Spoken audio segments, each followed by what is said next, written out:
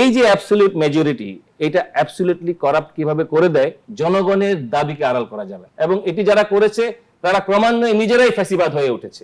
জাতীয় নাগরিক পার্টি এনসিপির দক্ষিণাঞ্চলের মুখ্য সংগঠক হাসনাত আব্দুল্লাহ বলেছেন, ব্যক্তি পরিবর্তনের জন্য নয়, রাষ্ট্র কাঠামোর আমূল পরিবর্তনের জন্যই ২৪-এর গণঅভ্যুত্থান হয়েছিল। তিনি আরো বলেন, যদি সিস্টেম অক্ষুণ্ণ রাখা হয় তবে যে কোনো ব্যক্তি পরবর্তী সময়ে হাসিনা হয়ে উঠতে পারে। হাসিনা কোনো একক ব্যক্তি নয়, বরং অনেকগুলো ফ্যাসিবাদী আইডিয়ার সমষ্টি। রাষ্ট্র কাঠামোর যে পরিবর্তনের কথা বলা হচ্ছে, সরকার কি সেটি বাস্তবায়নের বিষয়ে পিছপা হচ্ছে? দেখুন, আসলে আমি একটু কোট করতে চাই আমাদের ক্ষমতাসীন দলের মাননীয় মহাসচিব। তিনি খ্রিস্ট সম্প্রদায়ের ইস্টার উৎসবের অনুষ্ঠানে এক বক্তৃতায় বলেছেন যে জুলাই অভ্যুত্থানের যে স্পিরিট, সেটাকে তারা অক্ষরে অক্ষরে পালন করবেন। এখন আমরা যদি ফিরে যাই জুলাই অভ্যুত্থানের স্পিরিটের কাছে, সেই স্পিরিটটা কি ছিল? স্পিরিটটা ছিল একটা স্বৈরতান্ত্রিক ফ্যাসিবাদী ব্যবস্থার বিলোপ।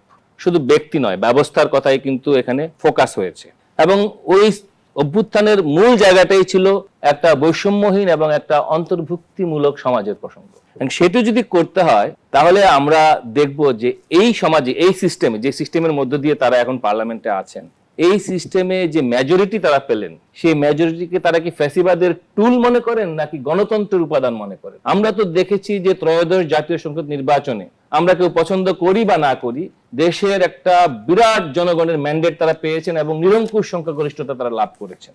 এই যে অ্যাবসলিউট পাওয়ার, এই অ্যাবসলিউট পাওয়ার সম্পর্কে 1887 সালে লর্ড অ্যাক্টন বলে একজন ব্রিটিশ ইতিহাসবিদ তৎকালীন বিশপ ম্যান্ডেল ক্যারিংটনকে একটা চিঠি লিখেছিলেন। সেই চিঠিতে তিনি, সে সময় আপনি জানেন যে পোপ এবং মোনার্ক, যে সম্রাট, তারাই আসলে দণ্ডমুণ্ডের কর্তা ছিলেন।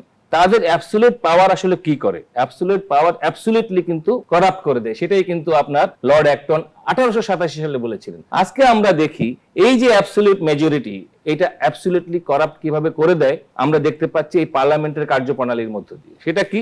যেমন ধরেন, এই গুম খুন ইত্যাদির ভিকটিম কারা হয়েছে? যারা গণতন্ত্রের জন্য লড়াই করেছে। মানবাধিকার লঙ্ঘন কার সবচেয়ে বেশি হয়েছে? যারা স্বৈরতন্ত্রকে চ্যালেঞ্জ করেছে। তাহলে আজকে মানুষের তো প্রত্যাশা ছিল, যারা এত বড় মেজরিটি এই সরকারকে দিল, মানুষের তো প্রত্যাশা ছিল আর কিছু অন্তত হোক না হোক, আইনের শাসন প্রতিষ্ঠার জন্য, রাষ্ট্রের অর্থাৎ বিচার বিভাগের প্রকৃত স্বাধীনতার জন্য যা যা করা দরকার, যদি তিনি অক্ষরে অক্ষরে সেটি পালন করতে চান, তাহলে এই জায়গাটা টাচ করা উচিত ছিল না। আমরা আশা করেছিলাম যে গণভোটের মধ্য দিয়ে যে সাংবিধানিক ব্যত্যয়টি ঘটেছে, এটাকে তারা কারেক্ট করবেন। আমরা আশা করেছিলাম যে অধ্যাদেশের মধ্যে হয়তো সে সময়ে যারা ইন্টারিম ছিলেন তারা হয়তো অনেক ড্রাফটিং, অনেক ত্রুটি করেছেন, সেই ত্রুটিগুলোকে তারা কারেক্ট করে, সংশোধন করে, আমাদের কনস্টিটিউশনে আছে যে 65 এক অনুচ্ছেদে আছে যে পার্লামেন্ট চাইলে এগুলোকে কারেক্ট করে একেবারে ফ্রেশ আইন হিসেবে আনতে পারেন, কন্টেন্ট ওইগুলোই থাকবে আরো কারেক্টেড হয়ে। সেটি তারা না করে এক ধরনের সেট অ্যাসাইড করার যে মেন্টালিটি তারা নিয়েছেন, এইটা গণতন্ত্রের জন্য কোনোভাবেই সহায়ক হতে পারে না। বিশেষ করে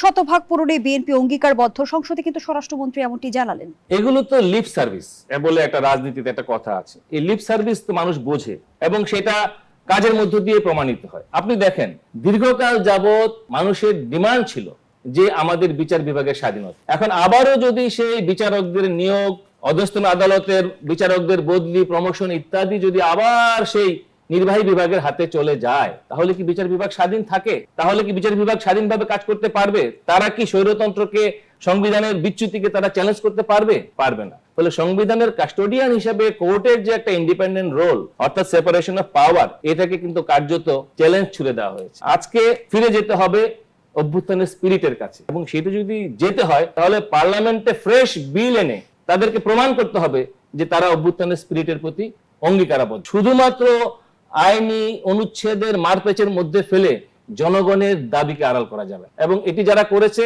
তারা ক্রমান্বয়ে নিজেরাই ফ্যাসিবাদ হয়ে উঠেছে, এবং এর উদাহরণ ভুরি ভুরি আছে।